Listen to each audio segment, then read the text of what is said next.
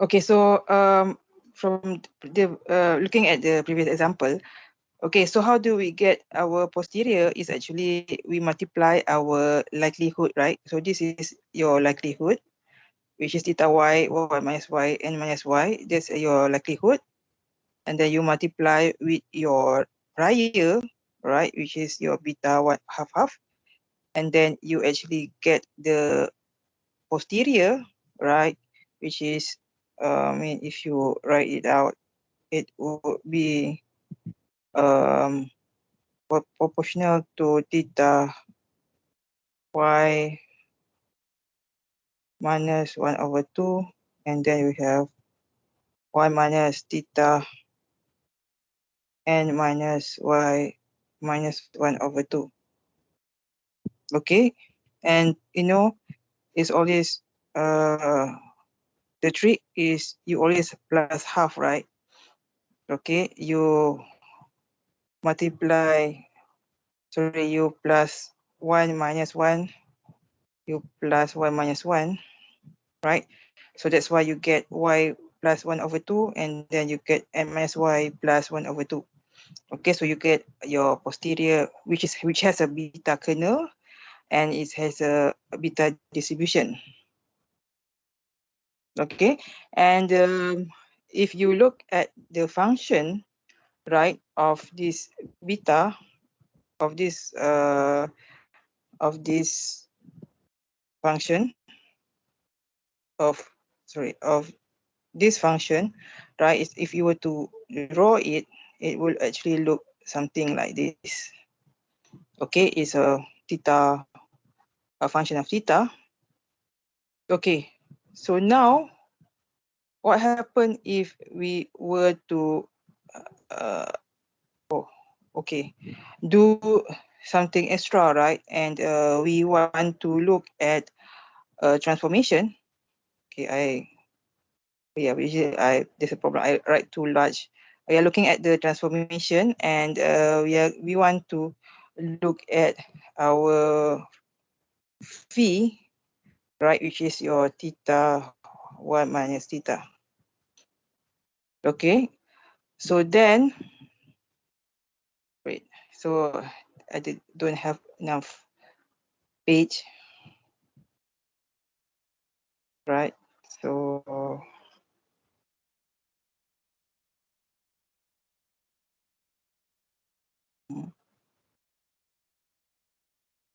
okay, so I'm just going to add this. Okay, right, so if we have right, phi, which is theta, a transformation of your theta. Okay, and then so you will get your likelihood, right, of your phi. So no, because this is invariant to transformation, right? So you just look at you change your phi, you change your theta to the inverse, right? So you get your this one, right? Because this will change, the inverse will be your theta is actually phi 1 plus phi. Okay, so then you have your likelihood of your phi is this, right? Okay, and then we're looking at the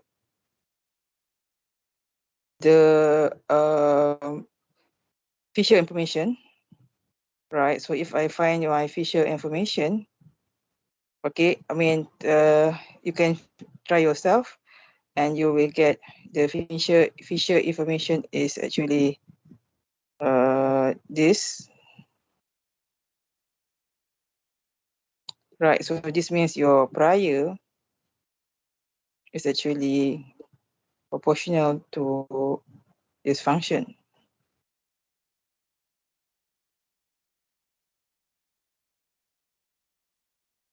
Okay, right? So what if we were to look at the previous distribution, right? Meaning that if I were to look at the prior distribution, which is beta half, right? Which is your your theta. Oh, why I keep your theta, right? Just now is beta half, right? Then you have the kernel of your beta, right? So if we were to use transformation, right? So if we were to use transformation, right? So we can actually find that the distribution of your phi, right? So it's actually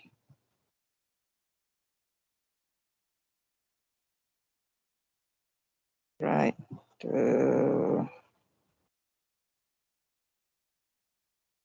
Then times the Jacobian,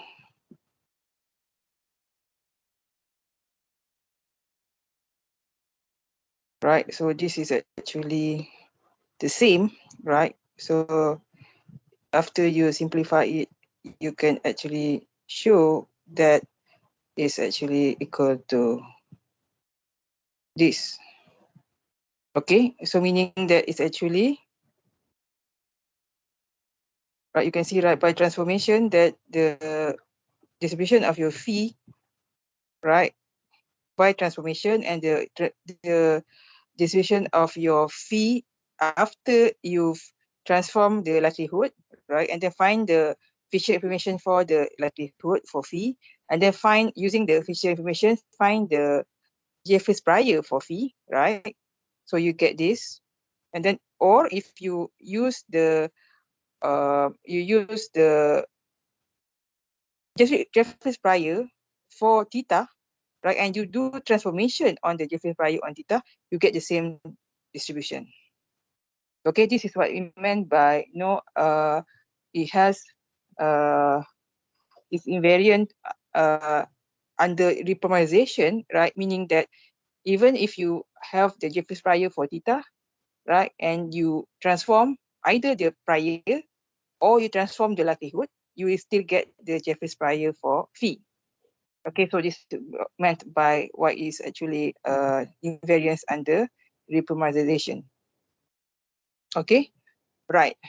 So then, so this is one of the example. Okay, so this is one of the example that we can get. Excuse me. Right. Yes. This Yes. invariance to reparameterization, is it Yes. is it only specific to certain types of functions, like one-to-one functions? I see. Yeah. So again, yes, yeah, it's the same. Yes. It's going to be the same. I think it's still under one-to-one function. I think Oh, okay. because if not, because okay, whenever they do this, right, because they are using the Jacobian, right?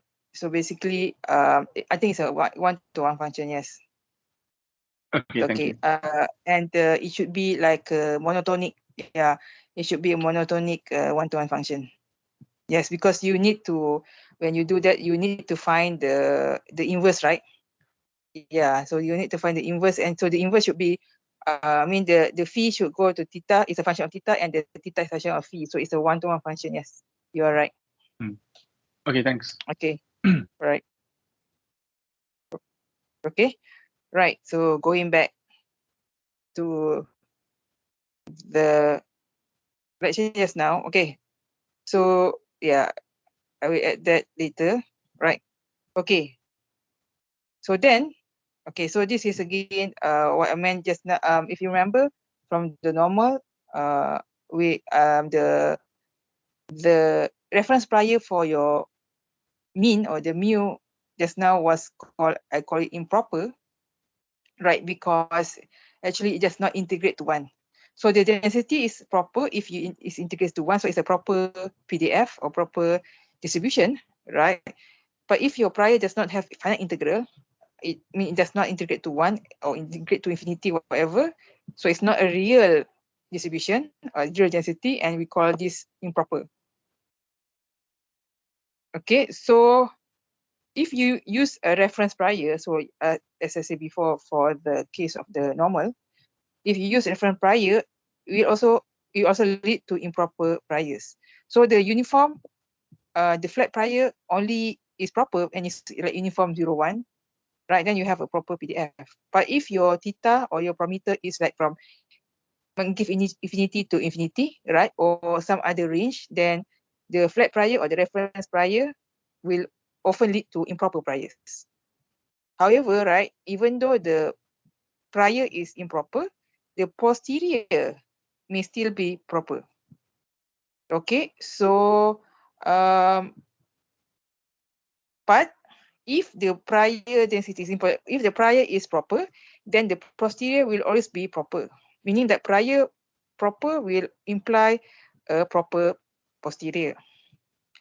But if you have a improper prior, right, improper prior, the posterior can be either proper or improper. Okay, so this is why you have to be careful, right? Because you can still use an improper prior, but your posterior, you must make sure your posterior is proper. Okay, if your prior is proper, then posterior will always be proper, so no problem. So the prior proper means if the prior is a proper distribution, integrates to 1, then your posterior will never have problem because you have a likelihood, right? But if your prior is improper, then you might have improper or proper posterior.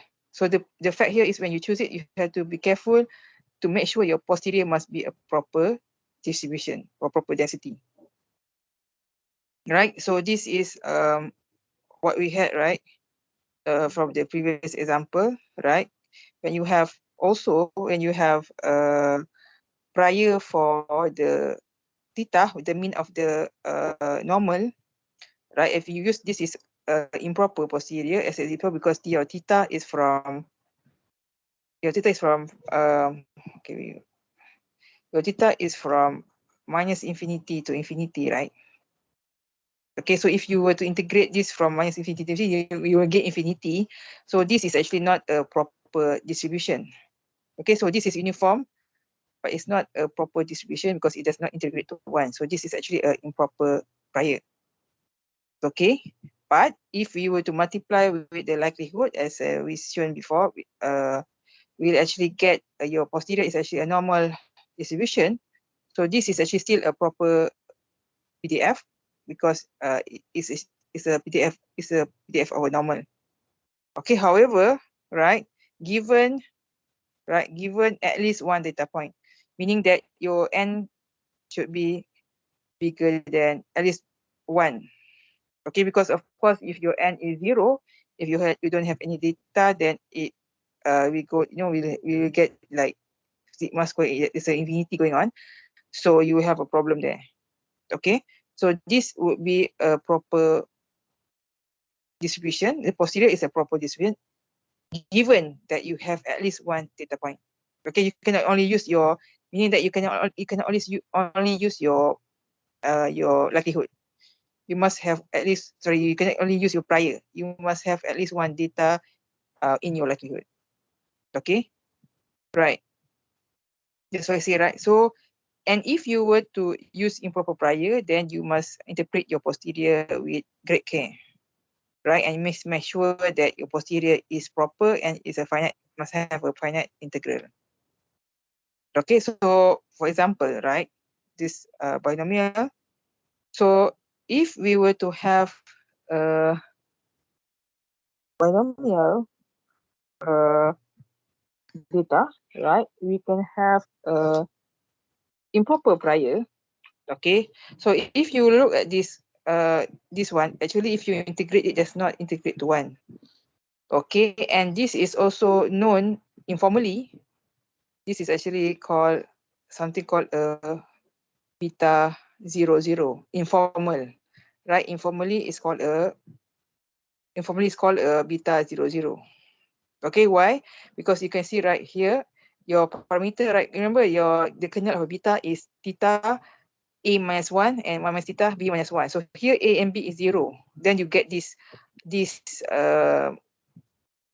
kernel. Okay, so this is informally is a beta 0, 0. Okay, so then you have this sort of PDF, not PDF, but this function. Okay, and this is actually an improper prior. Okay, anyway, for beta, your a and b must be bigger than 0 anyway. Okay, so that's why it's an informal beta, because in beta your a and b must be bigger than 0. Okay, anyway, if you were to multiply with the binomial, right? If you multiply with the binomial likelihood, then you get this posterior. Okay, so you have this posterior, then this is actually, again, it's a beta kernel, but the a is y, and then your b is m minus y. So it's actually a beta y m minus y distribution. Okay, so again, right, if your y is 0 or y equals to n, then this will become a improper posterior, because as I say, right, for a beta, the a should be bigger than 0, the b should be bigger than 0. Right, so if y is 0 or y equals to n, then one of these will be equal to 0, so it's an improper posterior for beta. Okay, so again, right, you can see over here, also like the previous example in the normal, this is also proper given that n is bigger or equal to 1. So meaning that if you were to use the improper prior, you might have to set something, or some rules such that your posterior is proper. For example, you must have at least one data, right? Or in this case, yeah, you must have at least one data, but your y cannot be 0 and your y cannot be n, right? So you have to set a rule such that your posterior will be a proper distribution.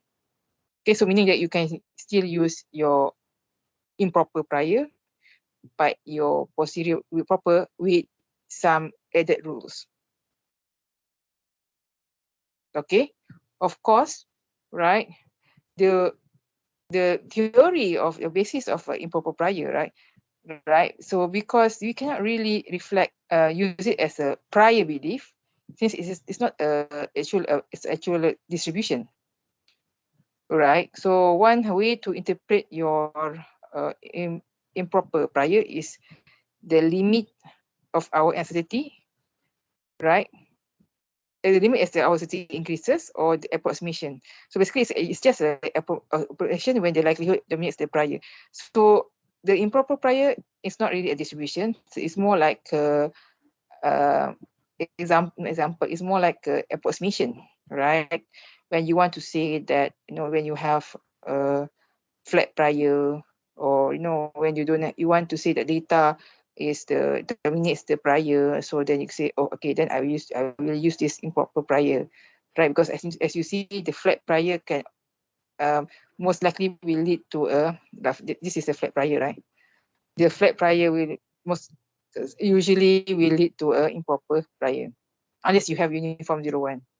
Okay, but any other flat prior usually is an improper prior. Okay, but if you want to say, oh, I want to say that the data is like more important or more powerful, then you would suggest to use a improper prior or the flat prior. Okay, right. So actually, okay, so we're going to continue next week this part, because it's actually going to be not long lah, but longer, right? So I will stop the chapter 4 now. At this point, we will continue this because this is multivariate. It should involve more than one parameter. Okay, so before that, any question? Sorry, Doctor, can I ask a question? Okay, yes, so. Yeah. I want to ask, so far all the